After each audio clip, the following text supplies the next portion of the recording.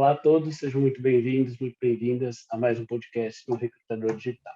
Hoje a gente está recebendo aqui a Bárbara Oliveira Turati para bater um papo com a gente sobre a experiência, a vida dela, uma vida muito rica. E a gente tomou a liberdade aqui de chamar esse episódio de mãe empreendedora e cientista, uma carreira, uma trajetória nada convencional. Bárbara, um prazer, alegria, felicidade de você aqui, enfim, já uma amiga de longa data. Vários projetos, várias coisas que a gente já escreveu juntos, e ter você aqui compartilhando a tua história, tua trajetória, né? Todos os insights aí de uma mãe pesquisadora nesse mundo do trabalho tão maluco que a gente vive, ainda mais nesse tempo de Covid, né?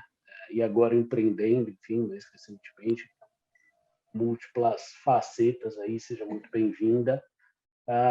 Fica à vontade, conta um pouco da tua história, fala aí de você, quem você é. Pode começar ali nos últimos 20 anos, que Olha, tu já está denunciando a idade, né? Começou bem. Comecei bem, né? Inclusive, aniversário recentemente, né? Essa Recente, semana? é verdade. Não, semana passada, né? Foi, no final de semana passado. Eu já ia falar, eu nasci há 10 mil anos atrás, mas não, né? Fiz Foi um pouco 34 antes. anos semana passada. Então, primeiro eu quero agradecer o convite. É muito bom estar aqui contigo. Até, tem um livro aqui atrás que a gente escreveu um capítulo juntos, né? Tá até na minha prateleira ali. Nossa, tem eu e você esse livro. Eu acho que Tem. não vendeu muito. Não, Ficou a com gente inveja. não era famoso, né? Mas eu fico bem feliz, assim, de poder compartilhar um pouco da minha história. Nada convencional, né? Gostei desse título. E quem sabe, de certa forma, inspirar, né? Vidas, carreiras, né? A se transformarem. Principalmente, acho que a minha história tem toda uma carga aí de transformação que veio com a maternidade, né? Então, achei bem especial esse convite nessa semana aí que a gente tem o Dia das Mães, né? Então, vai ser bem legal esse nosso bate-papo. Muito bem. Começa contando, então, dessa transformação de ser mãe, né? Como foi isso, enfim, né? Na época você trabalhava, né? As mudanças que a maternidade trouxe, como foi conciliar maternidade, trabalho, enfim, todos esses desafios. Bom, eu sou enfermeira, né? Então, fiz a enfermagem, segui a carreira. Eu sempre tive um planejamento assim a longo prazo. Eu acho que a curto prazo eu penso em viver intensamente, assim, né? E fazer aqueles ajustes que a gente vai fazendo, né, ao longo da vida. Mas eu sempre mantive e mantenho até hoje sonhos assim distantes. Então, ser mãe é algo que sempre esteve muito, muito próximo, assim. Eu sempre quis ser mãe, né? Desde pequena, assim, eu sentia que a maternidade ia ser algo muito mágico na minha vida e realmente foi. Então, eu fiz a faculdade de enfermagem, aí fui seguindo, né, aquilo tradicional, pós, mestrado, doutorado e o pós-doutorado agora, né, mas depois eu chego nessa parte. Nem tão tradicional assim. Porque assim, como a minha família sempre viveu muito no aperto, assim, um pessoal muito, né? A gente sempre viveu no aperto financeiro, né? Uma família mais humilde, a gente acreditava naquele modelo bem tradicional, né? De você, tem que fazer uma faculdade, só tem essa opção, sabe? Então, eu sempre estudei em escola pública, né? Então, quando veio a época do vestibular, eu gostava da área da saúde e eu perguntei para o meu pai, o que eu faço na área da saúde? Aí ele, olha, para ter emprego, medicina ou enfermagem. Então, eu busquei saber sobre as duas profissões com 16 anos, né? E aí me apaixonei pela enfermagem, esse cuidado 24 horas, toda essa humanização que a profissão, né, traz. Eu gostei muito. Então, foi meu único vestibular na Federal Fluminense e na Federal do Rio, passei nas duas. Mas aí eu optei pela Federal Fluminense por conta da licenciatura que tinha também. Então, eu já tinha, assim, esse gancho na docência, né? Que eu queria seguir. Então, fiz a faculdade e entrei para o Exército e servi na Amazônia, né? Vou pular essa parte toda, mas foi muito emocionante. Eu acho que eu amadureci muito enquanto, né, pessoa profissional. Esses 3 anos que eu servi como militar, tenente enfermeira do Exército na Amazônia, depois vim transferida para Florianópolis. Foi aí que eu engravidei. E aí, com a minha primeira gestação, né, que veio a minha filha Júlia, durante a gestação eu passei situações muito difíceis no trabalho. Então eu senti na pele que é você ser, o que é ser mulher no mundo do trabalho eu já vinha sentindo, né? Todos os obstáculos que a gente enfrenta dia após dia. Mas o que é ser gestante, né, e mãe, o negócio ainda fica pior, né? É muito mais intenso, porque agudiza o feminino, né?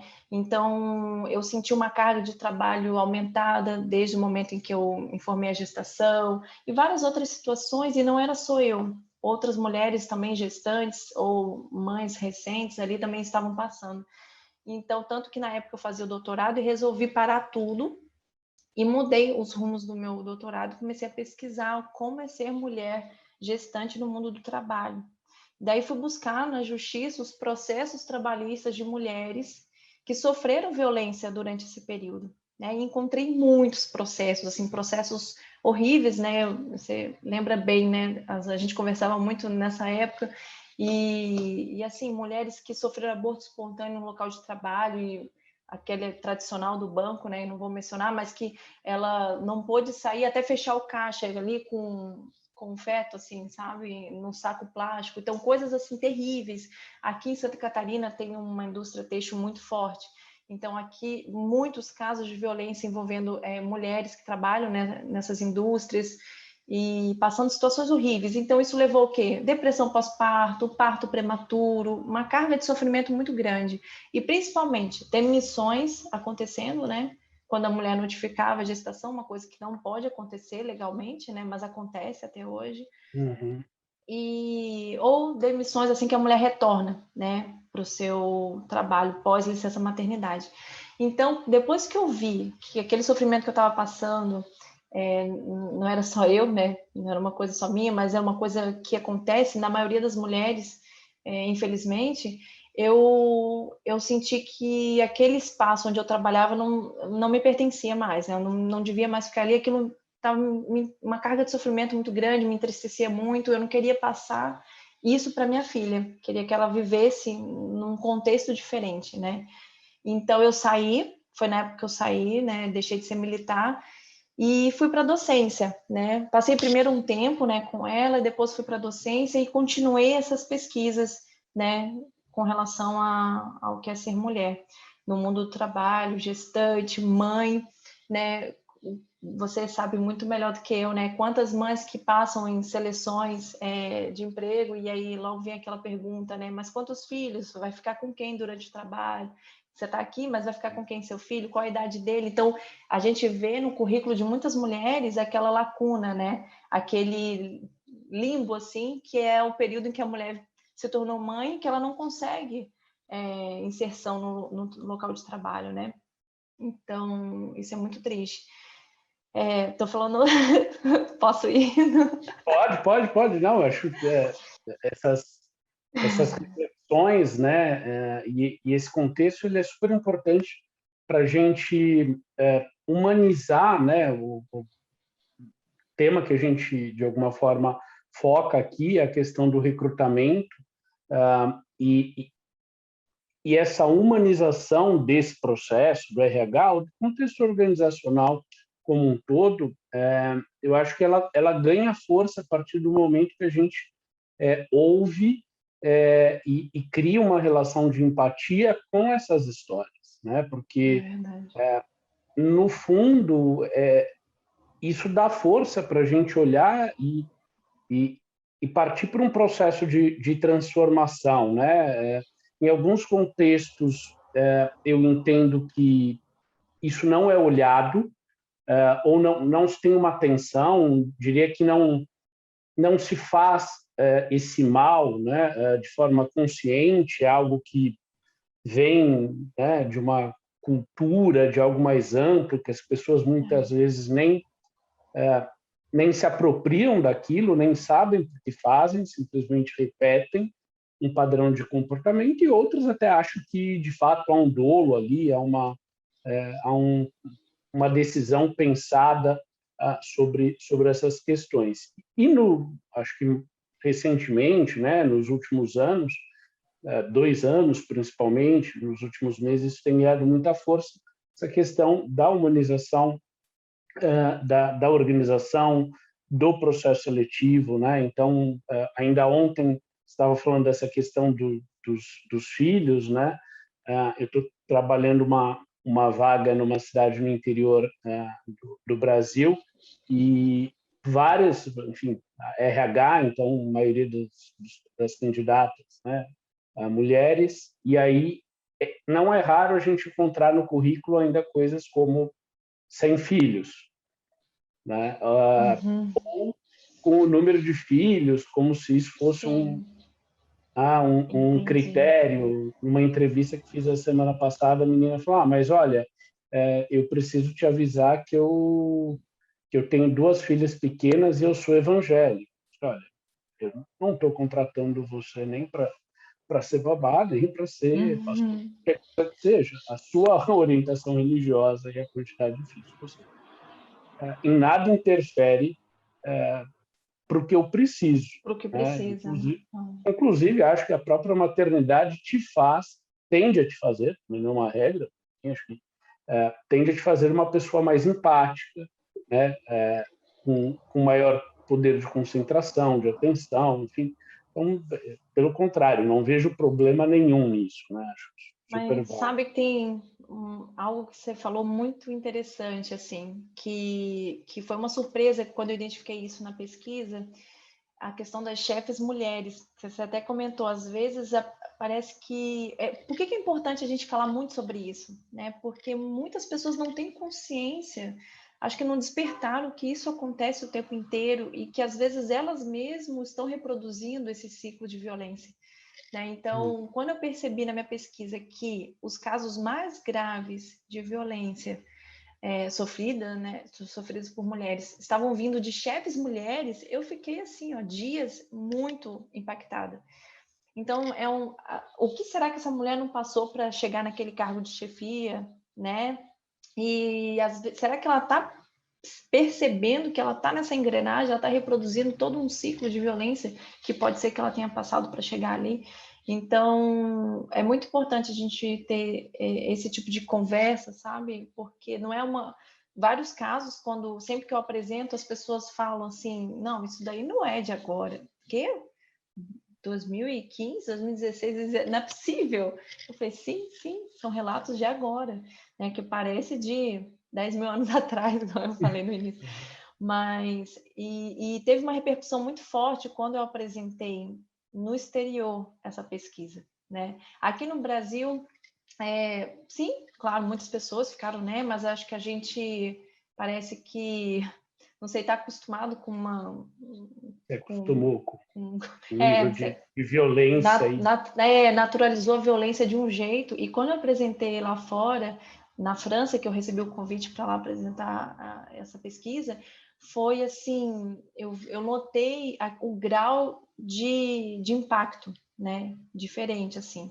Então, isso foi uma virada de chave para perceber que a gente precisa parar de normalizar a violência como acontece aqui no Brasil, né? Acho que essa experiência lá fora e esse 1 ano também que eu vivi agora recente no exterior, tocando de alguma forma em paralelo, porque eu fui para lá com outro intuito, né? Acabei me dedicando nas pesquisas sobre a pandemia, vivendo uma epidemiologia, que é uma outra área que eu atuo, mas em paralelo eu vivendo como mãe, protagonista dos cuidados com os meus filhos em casa, nesse período de pandemia, quarentena, todas essas tensões, e trabalhadora, né? Eu quis também desenvolver uma pesquisa para trazer essas vozes dessas mulheres que estão passando por tudo isso nesse período de pandemia, né? Então, foi uma continuação, né, dessa pesquisa sim, aqui. legal. Eu quero, antes da gente avançar para área da pesquisa, né, da pandemia, enfim, você contar um pouquinho dessa sua experiência no pós-doutorado lá fora, mas ainda pegando esse gancho desses recortes, né, desses achados, a gente fala nas pesquisas que você encontrou durante o teu doutorado, né? O que baseado em tudo aquilo que você encontrou, você acredita que as empresas ou as pessoas, porque no fim às vezes eu tenho a impressão que a gente diz as empresas como um ente mágico, né? É Assim, mesmo. é o governo. Quem é o governo, né? Não é uma entidade mágica que atua sozinha, né? Não, tem uma existência ali que é dada pelas pessoas, pelas relações entre as pessoas, enfim. Então, o que a gente, de forma prática, pode fazer, né? Eu não digo nem para fazer esse mundo da mulher gestante, né? Ou da mulher mãe trabalhadora mais humano. Eu acho que isso é o mínimo, mas assim, quais práticas ou o que a gente deveria deixar de fazer, né, para trazer um ambiente de trabalho que favoreça, né? Porque no fim, quando a gente favorece, né, mães, mulheres, enfim, a gente favorece a sociedade como um todo. Não estou falando de uma pessoa em Com específico, né? Estou certeza. falando de um grupo social e de um grupo que é bastante relevante sobre qualquer olhar que a gente possa pensar em termos de sociedade.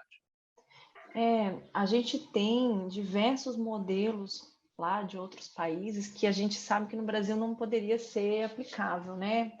Com todas as questões que nós temos, né, específicas aqui no país. Como exemplo, em vários lugares existe uma licença compartilhada entre pais e mães, né? Então, de 2 anos, porque a gente sabe que os 2 primeiros anos de vida de uma criança são assim primordiais para definir todo o desenvolvimento, né, desse ser que chega no mundo.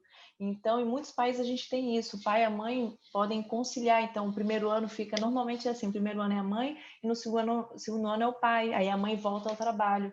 Então, são, claro, né, toda uma política que entende que realmente é importante a gente ter essa criança. É menos custo de saúde, é menos custo, né, de ida para a escola, em ambientes que, né, favorecem uma série de doenças e outras coisas que aquele sistema imunológico daquela criança. Então, se for ver na questão saúde, social, tudo isso, no fim, é muito mais lucrativo você ter essa criança em casa nos 2 primeiros anos, junto com o pai ou a mãe, ou com alguém que cuide, né? Mas do que, de fato, levar para um ambiente estranho, né? Então, eu acho isso muito legal, embora no Brasil a gente sabe que, né, seria uma coisa para a gente lutar pelos 6 meses de licença maternidade já é difícil, porque enquanto tem muitos lugares que ainda mantém os 4 meses, né, para a mãe. Sim. Então, o primeiro ponto seria conscientizar. Eu acho que deixar todas as pessoas que trabalham naquele ambiente cientes, né, da importância que a gente tem no acolhimento a essa mãe. Porque é um momento, quando você está gestante, são muitas incertezas, né? E aí, se você está num ambiente que não te acolhe, aí vai tudo por água abaixo, né? Então, imagina, é toda uma transformação que a mulher, né, passa para gerar um novo ser, né? Um novo ser que depois vai estar nessa cadeia, como você falou, né? É um futuro trabalhador também, né? Claro. Então, e se a gente pensar uma outra coisa, que vem várias coisas na minha cabeça nesse tema, né? E a gente, no Brasil, a gente tem um índice de fecundidade muito baixo, né? Então, a gente já não consegue repor mais os nossos antepassados, né? Com isso, a gente tem um envelhecimento populacional. Então, aos poucos, a gente percebe que a quantidade de pessoas, né, nessa idade que a gente está, né, mais ativo aí para o trabalho, vai diminuindo, né? Hoje a gente está na faixa de 1,6, 1,7 esse índice, e teria que ser mais de 2,1, que as mulheres não têm mais, vai ter 1, 2 filhos e olhe lá, né? Então, eu acho que o acolhimento a essa mulher, né, que tem esse desejo de engravidar, ou está grávida, ou é mãe, né, porque a gente sabe que durante um período essa criança vai exigir mais e é principalmente da mãe, né, que se desloca. A gente sabe que o pai, obviamente, né, tem uma participação totalmente importante, né, embora muitos não assumam, né, dessa forma, mas a gente não cai sobre os pais da forma que a gente sabe que cai sobre as mães, né? Dificilmente você vê perguntando assim nas entrevistas se o cara é pai, quantos filhos ele tem, né? Isso vai ser algum...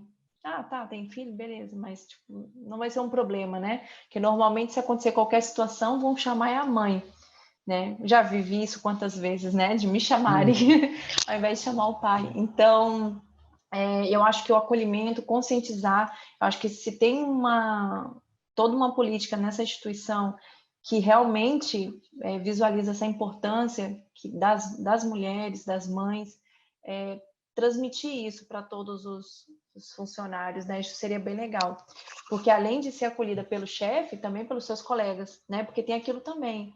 A gravidez não é doença. Tá, eu sei, quantas vezes eu vejo outras mães me relatando isso. Eles falam que gravidez não é doença, e aí às vezes eu me queixo, porque, poxa, meus pés estão inchados, porque eu trabalho muito tempo sentada. Tá, pode não ser doença, mas imagina, é toda uma transformação fisiológica, né? Então você tem mudanças no seu corpo, né? Que vão trazer sintomas de várias formas, né? Então eu penso que conscientizar, acolher, sabe, valorizar e assim deixar a mulher tranquila no sentido de que ela vai, quando ela vai sair para licença maternidade, ela vai ter a vaga dela, sabe, quando ela retornar, porque isso é uma das maiores tensões que uma mulher passa, que trabalha sem ser no serviço público, né, mas no serviço privado, que você tem essa possibilidade de ser demitido, é isso, poxa, eu vou voltar, não vou ter mais a minha vaga, porque você é como se fosse uma punição você ter tido aquele filho, como se você fosse, muitas das vezes, as mulheres se sentem golpistas, sabe? Tô dando um golpe tendo filho, sabe? Tipo o golpe da barriga, sendo que é algo totalmente natural, né? Claro. Não, e tem duas iniciativas que... É claro que a hora que a gente olha para o universo, né, de forma geral, organizacional, ainda é muito pouco, mas eu tenho uma expectativa, um pouquinho de fé, não muito, sabe que eu sou pessimista em algumas coisas, né? É muito. Mas é muito, né? Pouca bobagem, é muito mesmo. Os dados, né? Quando a gente olha para a realidade, tende para ser otimista, precisa, né, uma boa dose de álcool aí para não ver o que acontece, né? Enfim, mas eu acho que tem algumas coisas que têm acontecido que sinalizam uma mudança, né?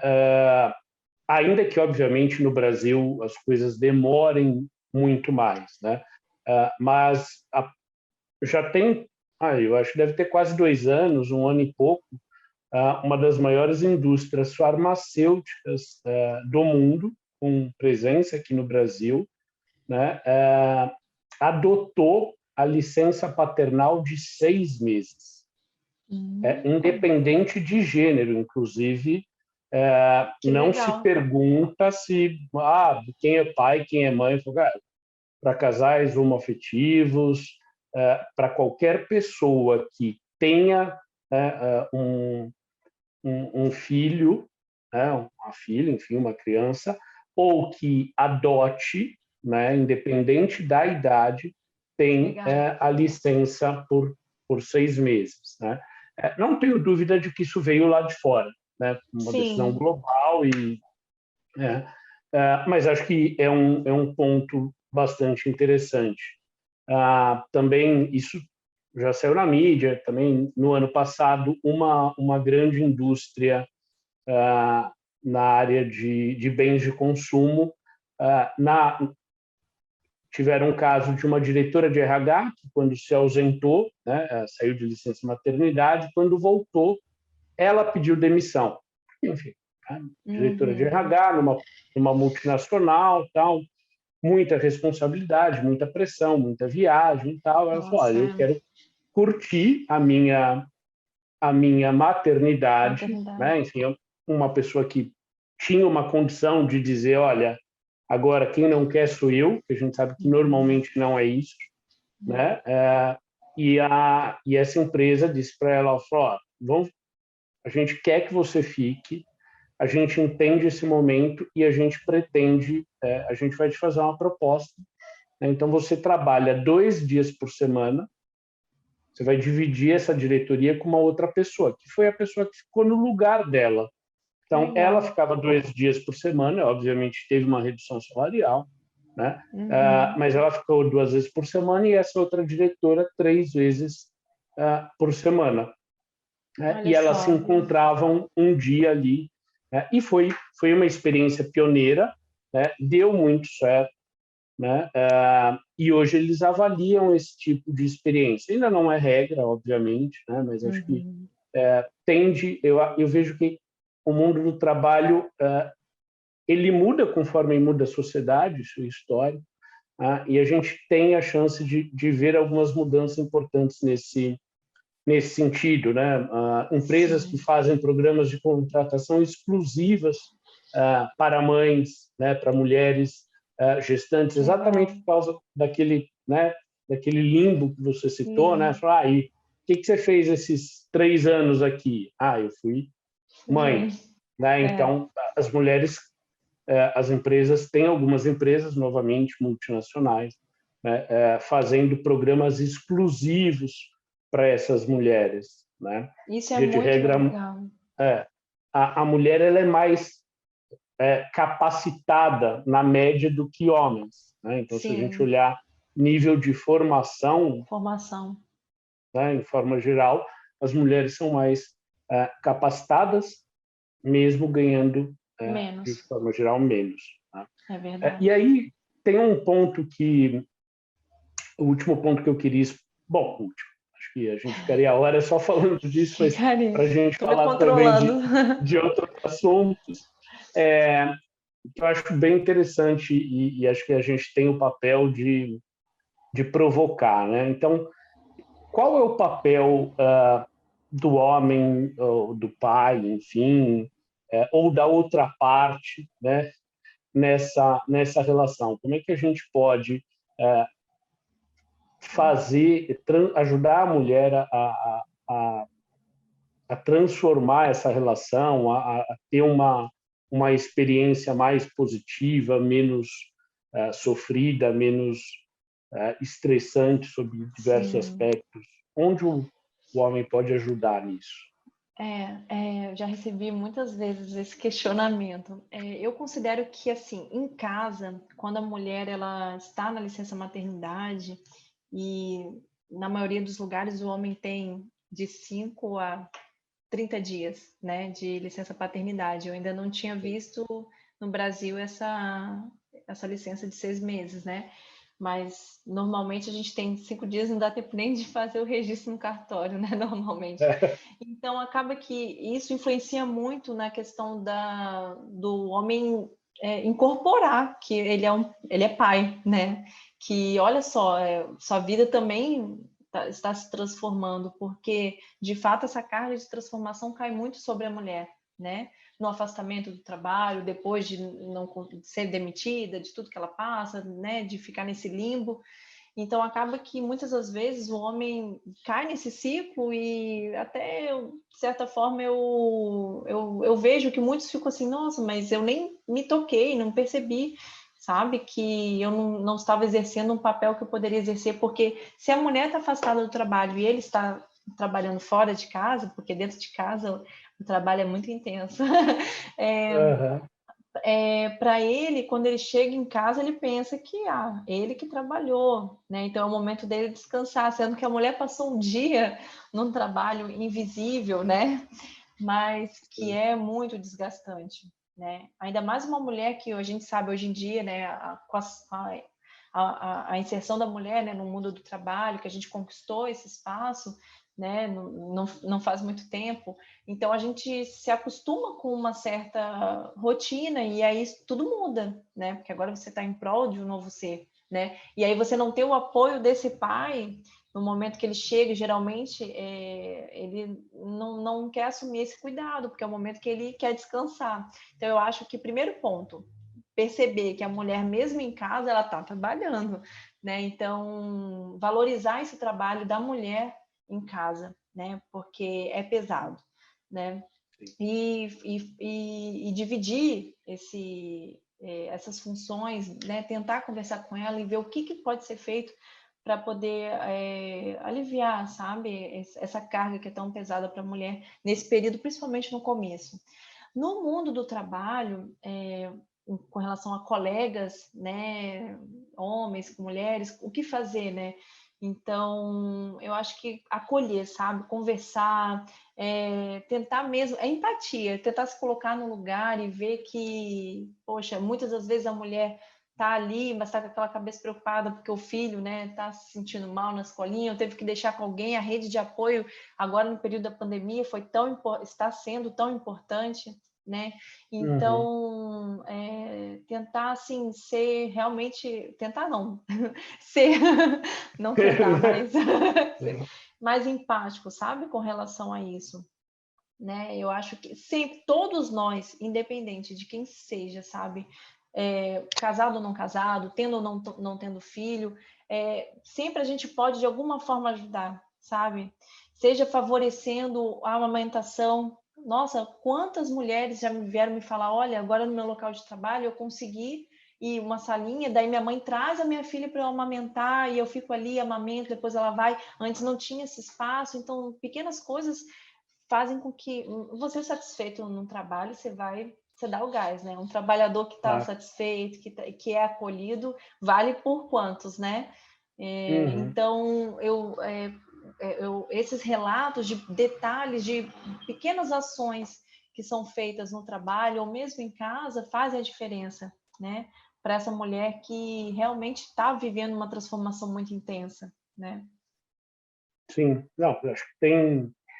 Você foi falando, eu lembrei de uma atualização recente do LinkedIn, que eu acho que deve ter um mês, talvez um pouco mais, um pouco menos, enfim, permitindo que você coloque como cargo, ocupação, mãe, que era uma Mãe, demanda olha antiga só, das mulheres, tá né? vendo? Olha só. Né? Não tem essa percepção, né? Às vezes as pessoas não têm essa percepção de que é um trabalho Sim. tão estressante, né? Tão forte quanto qualquer outro. Aliás, acho que Eu poucas considero até coisas se mais. assemelham até mais, né? Porque assim, é 24/7, né? Você não tem chance. Você fala assim, hoje é sábado, eu não trabalho, hoje é domingo, Vou dia, dormir né? até tarde, só que não. Porque meu pai, eu sempre brinquei com isso, meu pai disse que os primeiros 35 anos foram os mais difíceis, depois Nossa, ficou um pouco nossa, mais seu pai é tranquilo. um santo. Ele tem que concordar. Olha, eu já vivi assim em cargos bem estressantes, assim, né? Chefiando emergência, lá na Amazônia, que foi muito tenso, a gente não tinha uma estrutura, né? Então, lidar com vidas, né? É algo muito tenso, mas vou te falar, a maternidade consegue se Consegue ser superar nesse mais. quesito fortes emoções, porque realmente é Imagina. muito intenso e assim, igual, acho que eu fico associando muito assim o que o mundo está vivendo, sabe? Com o puerpério, que é o momento que a mulher teve bebê, esse momento ali inicial, sabe? Pós-nascimento do bebê, em que cai aquela ficha que você tem um novo ser que está sob seus cuidados e é um momento que você fica mais reclusa, né? Então, só você e aquele ser dentro de casa, fechar. É como é o mundo vivendo essa pandemia, sabe? Mais recluso, mais dentro das suas casas, sabe? Eu associo muito tudo isso. E eu acho que depois do puerpério, eu noto, não só por mim, mas por tantas mulheres que eu já convivi, que sempre estão falando comigo, que vem essa, sabe, essa força que a gente, que parece que, nossa, isso aí é muita viagem das mulheres falarem, mas não é, só sentindo para ver, que você passa a não aceitar certas coisas, né? Eu lembro até de uma colega, eu dei aula, né, por um tempo, aqui no Instituto Federal, e eu sempre fui muito assim, como é que eu vou dizer? Incisivo, assim. Então, tentando ser mais sutil aqui nas palavras, mas eu não aceito injustiça de forma alguma. Então, se eu perceber que está acontecendo, eu brigo, né? Então, eu me lembro dela falando assim, Bárbara, você não tem medo de perseguição e tal? Olha, medo eu não tenho, embora não é legal ser perseguida, e eu já fui muitas vezes. Mas eu não tenho, sabe? Eu acho que, para mim, assim, deitar a cabeça no travesseiro e falar, caramba, eu fiz meu máximo, sabe? Então, eu acho isso, que eu nem sei nem por que eu contei esse caso agora e me perdi. Mas, enfim. Não, não, acho que Pode falar, Dai. super legal, porque, no fim, acho que são as histórias que inspiram, né? Enfim, trabalho já há bastante tempo com RH, com pessoas, e, no fim, essa empatia, esse engajamento, né? Isso tem a ver com a nossa capacidade de contar histórias, de, né, fazer com que as Lembrei pessoas porque que eu sejam falei. melhores. Então, Lembrei. Ainda bem, obrigada. Então, eu contei isso tudo para dizer que realmente, assim, com a maternidade, desperta algo dentro da gente, assim, que é muito forte. E isso se reflete muito no trabalho. Eu vejo, assim, a energia que eu coloco nas coisas que eu faço hoje em dia, sabe? Eu sempre fui muito sangue nos olhos, né? Mas com a maternidade se tornou mais intenso, assim, de ser mais observadora, de perceber os detalhes, de conseguir usar o tempo melhor. Então, acho que isso no trabalho tem um reflexo muito grande. Então, eu acho que realmente contratar mulheres, mães, vamos deixar esse slogan, né? É muito vantajoso. É muito vantajoso. Boa. E, bom, não bastasse todo esse desafio de ser mãe, né, mulher, enfim, você ainda é cientista, até onde eu sei, é um negócio que no Brasil não é muito valorizado, Não, aqui é não. menos do que a maternidade, né? E está empreendendo com arte conceitual, né? Se eu fosse se eu tivesse lá no Provocações, né? Como é que chamava o cara lá que ele fazia? Achava ele sensacional. Faleceu alguns anos atrás. Quem, gente? André, como é que era o nome dele? Bom, me fugiu, depois eu lembro. E o que Mas que era um ele programa falava? da cultura, né? E fazia grandes provocações. O programa chamava Provocações. E ele André passava... Abujan... como é que fala esse André nome? Abujanra. Acho que é isso, Abujanra, André Abujanra. Sensacional, um cara assim, inteligentíssimo, tal, de deixar filósofo sem palavras. É Aquele cara mesmo? que dá nó em pingo d'água, o cara ficava...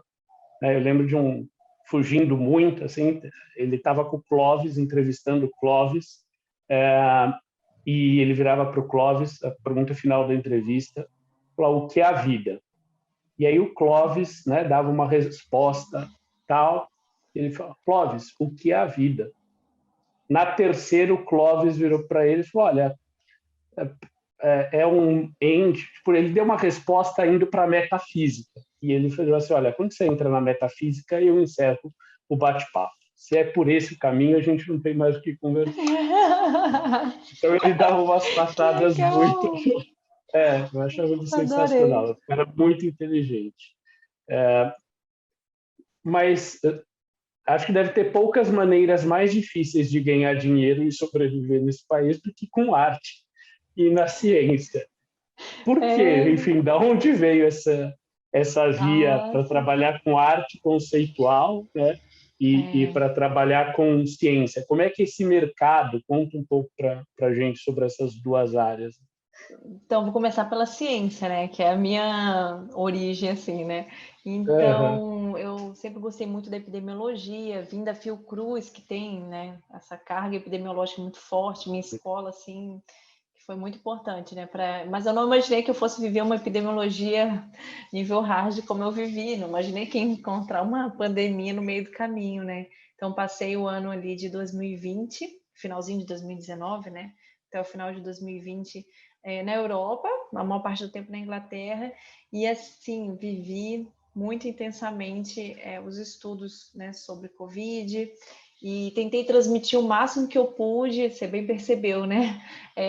As atualizações, porque já que a gente tinha um tempo de vantagem, né, sobre o que estava acontecendo aqui no Brasil, então 7 semanas na frente, eu tentava transmitir, tentava alertar, fui até chamada de maluca várias vezes, quando comecei com a questão do uso de máscaras, né, máscara para todos, mandei tudo que podia para o Ministério da Saúde, para algumas prefeituras que eu tinha, né, contatos, e tentei ao máximo fazer um trabalho mais voluntário junto ao Brasil para ajudar, sabe?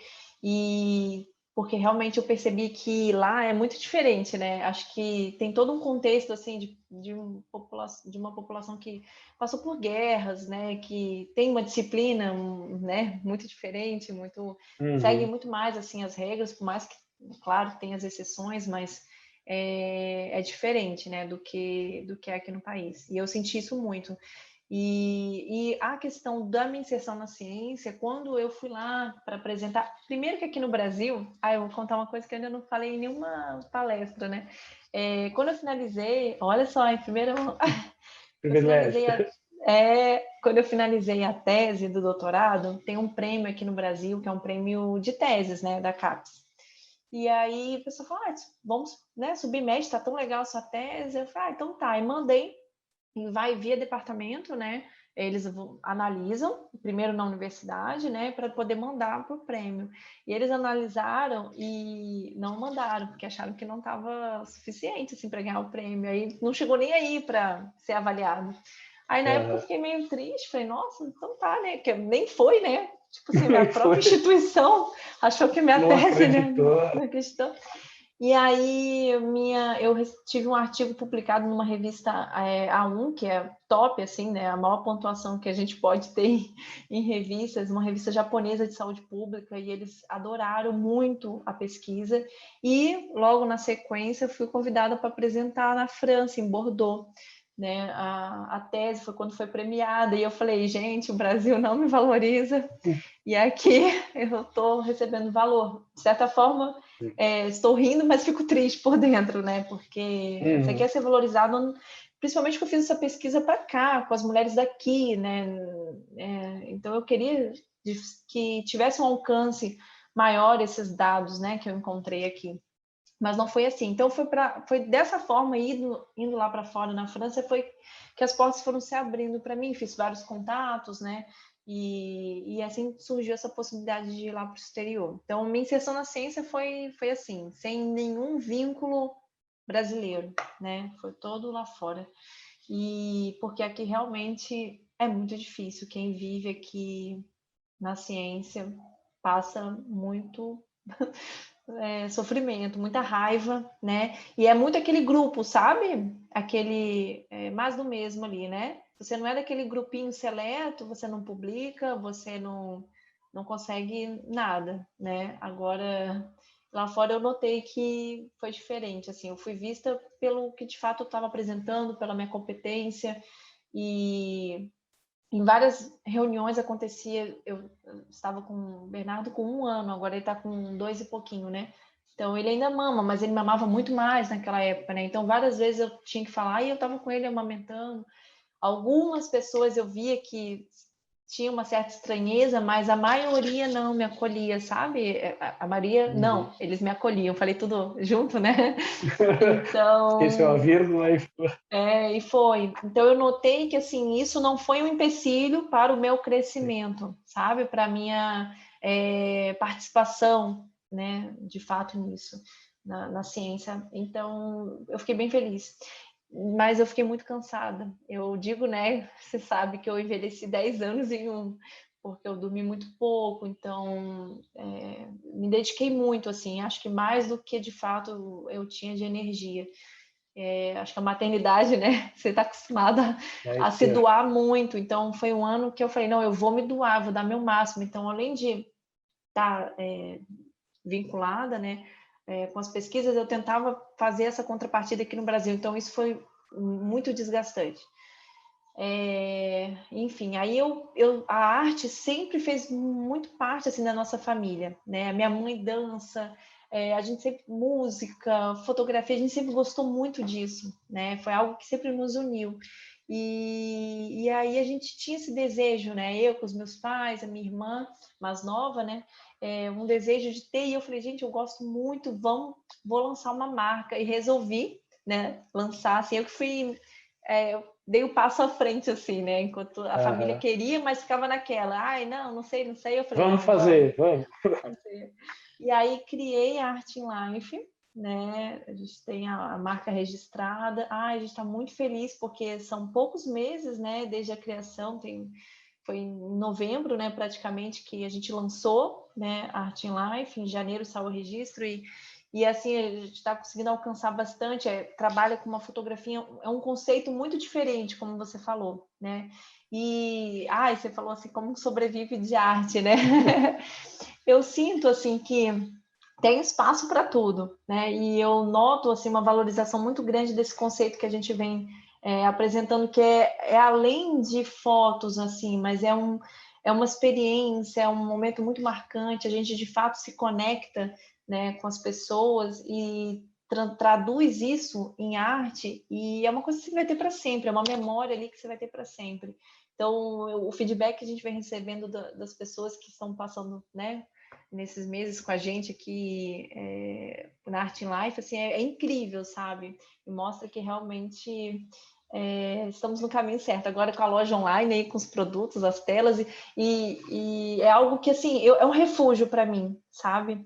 Eu que já vivi tanta coisa nesses 34 anos e vivi esse último ano com tanta atenção, me doando tanto, e eu falei, agora eu quero ficar mais tranquilo, embora ainda tenha, assim, um vínculo na pesquisa, mas muito mais tranquilo.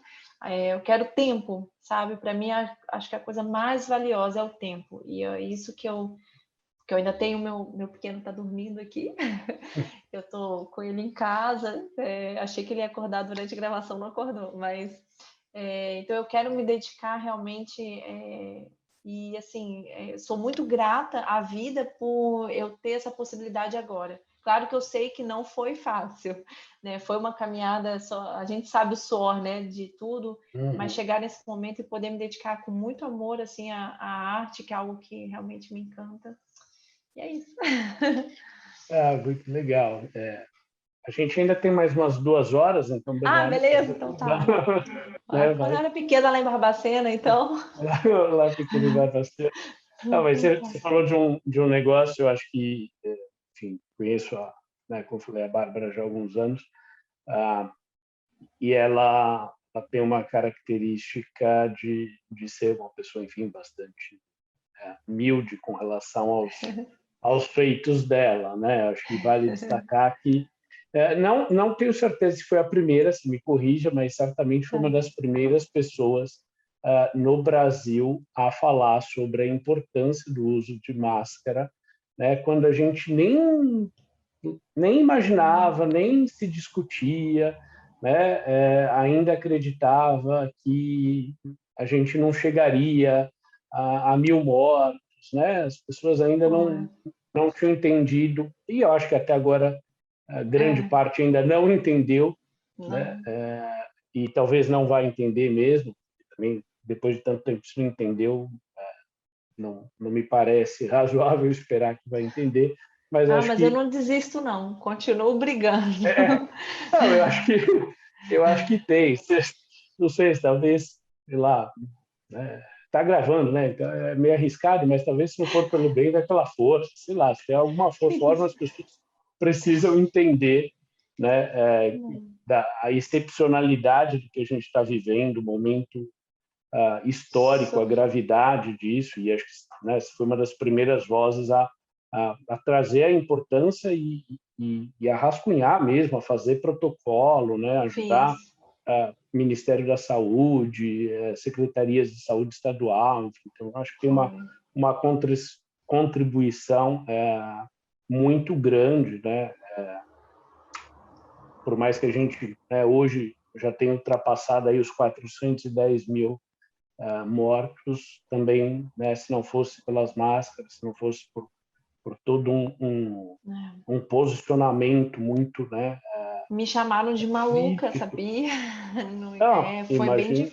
Foi bem difícil. Nossa, tem até hoje salvas conversas, mas eu comecei nisso quando nem na Inglaterra a gente usava máscara, mas tinha a iniciativa da República Tcheca, né, que o pessoal tinha realmente feito um movimento de utilização das máscaras, começou a quebrar muito a cadeia de transmissão.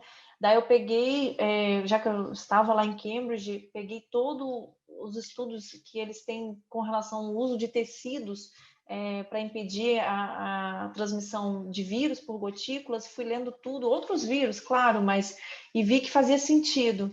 Então, juntei isso tudo e comecei a encaminhar. Fiz vídeos, mostrei como fazer a melhor máscara, né? Lembra do tecido eletrostático, mandei tudo, tanto que uma das referências do primeiro protocolo é da Universidade de Cambridge, do estudo que eu mandei. Então, e no início, inclusive, recebi críticas bem fortes, assim, de professores de uma universidade federal, dizendo que eu era louca de fazer isso, né? E que aquela coisa que a pessoa vai morrer de asfixia usando máscara. Eu só penso no plantão que eu usava durante 12 horas seguidas uma máscara, né? Então, coisas assim desse tipo, né? Então, recebi muitas críticas de pessoas falando, nossa, para com isso, mas não desisti, sabe? E acho que foi isso que o trabalho com pesquisa foi muito, muito sugado, assim foi, mas esse desse meu contato com o Brasil, tentando fazer as coisas, acho que voluntárias, as pessoas achavam que realmente era uma coisa bizarra, então eu falei assim, então vou cobrar milhões, aí você vai achar que o negócio é sério, né? Como vários pesquisadores, nem tão, não vou chamar de pesquisadores, mas pessoas que têm uma certa visibilidade dentro da área da saúde ganharam milhões para fazer coisas que vou te falar, sabe? Então, assim, quando é engraçado, assim, como quando você quer fazer uma coisa e sem cobrar nada, como você às vezes não é, né? Sua voz não é escutada. Mulher, e tá querendo o quê, né? Trazendo esse tipo de coisa. E agora a gente tem um problema, agora não, já tem um tempo que eu venho falando muito sobre a questão do ajuste da máscara, né? Porque aí não basta ter a máscara, tem que saber usar corretamente, né? Então mostrei toda a atualização que sai, que a gente manda para a CDC, aí porque os pesquisadores todos mandam, né? E aí a CDC vai e publica aquele compilado de atualização. Eu pego e transmito, né, em palavras mais simples. Olha, gente, é assim, olha só a forma certa de usar máscara, né? Que agora o nosso erro é esse, é máscara no queixo, é máscara no olho, é máscara em tudo, né?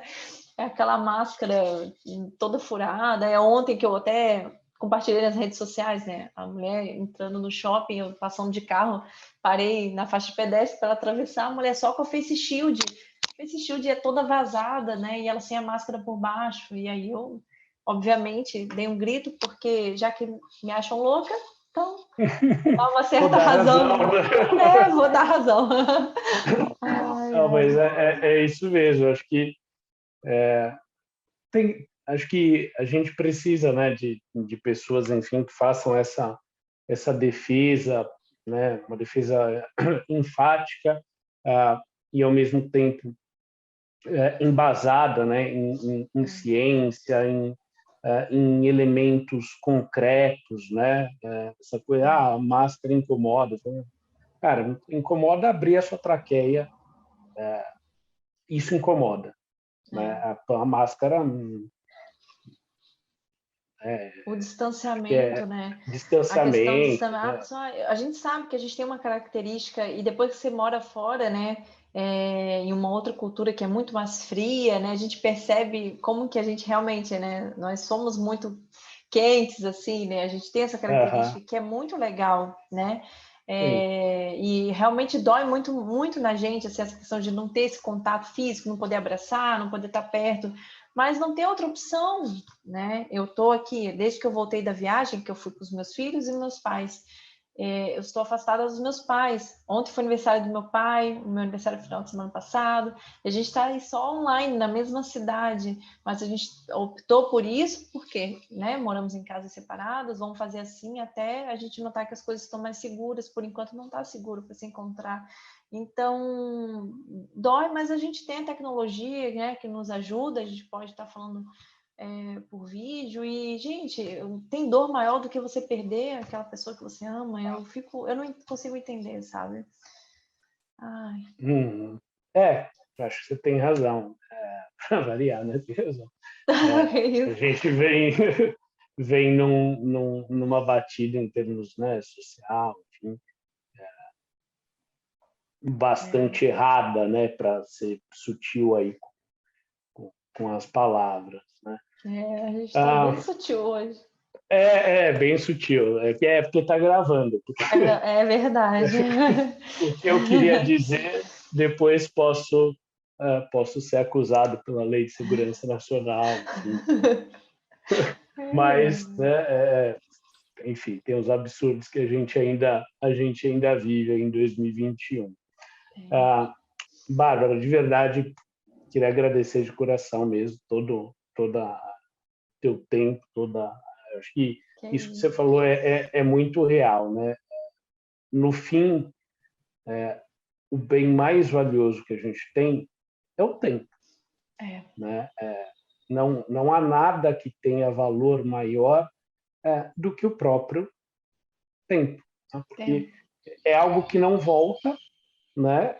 É algo que quando a gente, né, está aqui, o fato da gente ter escolhido estar aqui durante essa hora e pouco que a gente conversou, é uma decisão da gente não estar fazendo tantas outras coisas, né? Então, poderia estar com o Bernardo, poderia estar dedicando a pesquisa, poderia estar dormindo, que é algo que também ocorre pouco na sua vida, poderia estar fazendo nada, vendo televisão, sei lá, né? Poderia, né, estar dedicando a outras atividades. Então, sempre que a gente escolhe alguma coisa, significa também escolher tantas outras, né, que a gente deixa de fazer. Então, de verdade, te agradeço aí por mais esse bate-papo que a gente teve aqui hoje.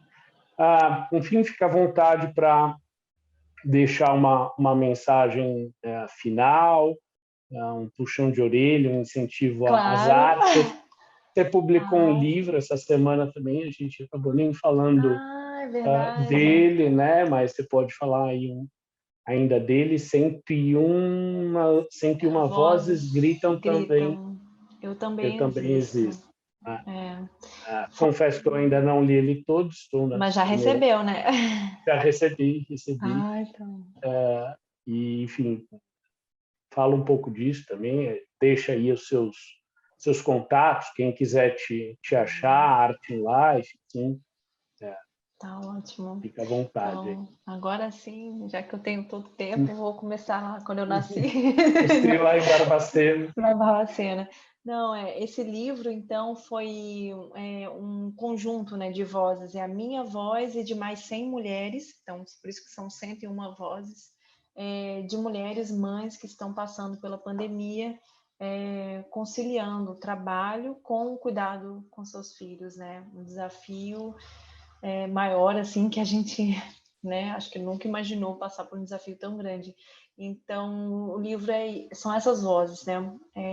Eu também existo porque muitas das vezes, depois que você se torna mãe, você é a mãe, né, da Júlia, a mãe do Bernardo, mas a Bárbara some, né? Então, a gente se torna muito invisível, né, com a maternidade.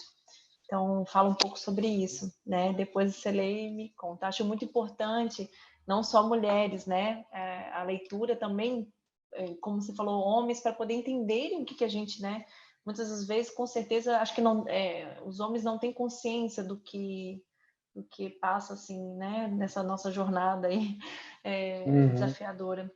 Então, o livro é esse que eu fiz, mas assim, sem fins comerciais nenhum, eu encaminho para quem quiser e peço para as pessoas passarem adiante, né? Eu acho que esse é o intuito, por isso que eu aceitei seu convite e vou aceitar os próximos, e sempre aceito quando você me convida, porque eu acho importante a Semana que gente... vem já marca aí. Já semana que vem.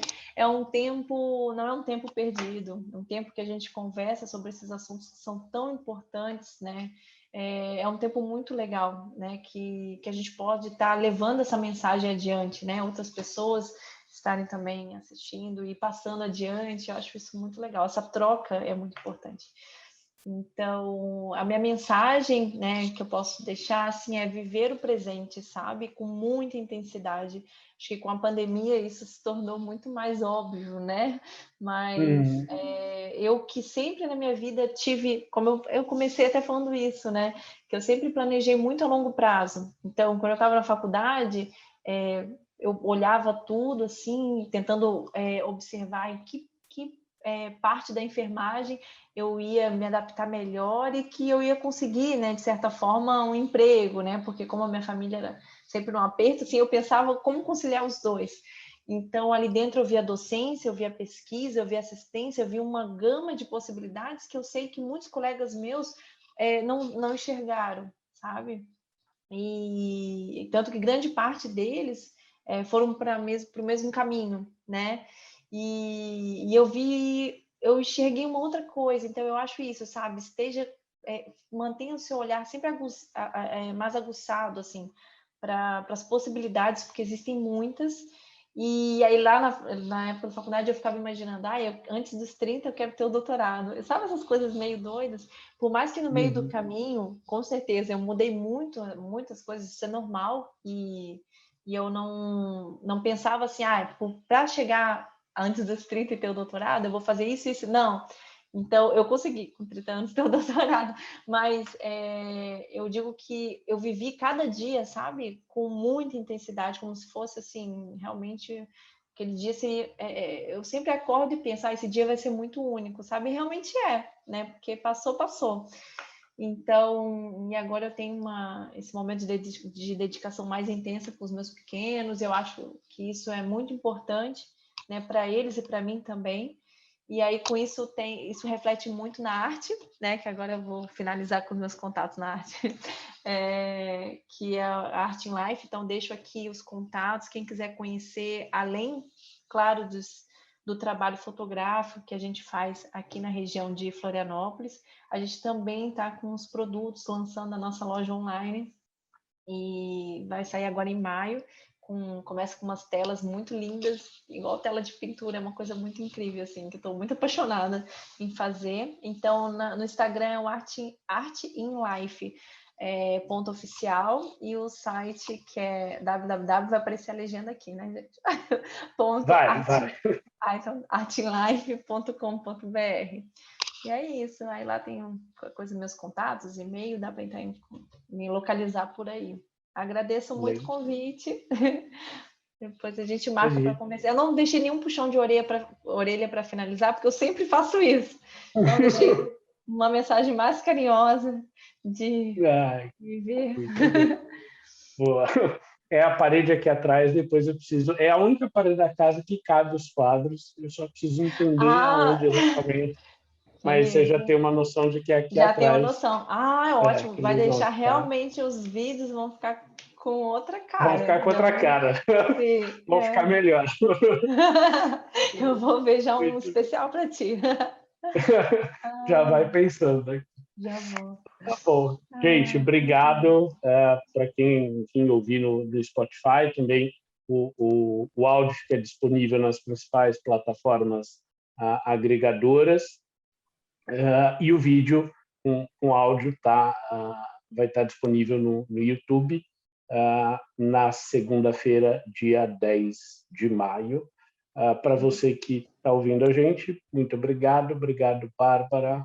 Mais uma vez, Obrigada. valeu pela parceria e já fica aí o convite para uma próxima, vai pensando no assunto. A gente pode Tem abordar vários. ali os primeiros 20 anos, ou só a fase do exército, fique à Sim, vontade, acho que assunto não falta.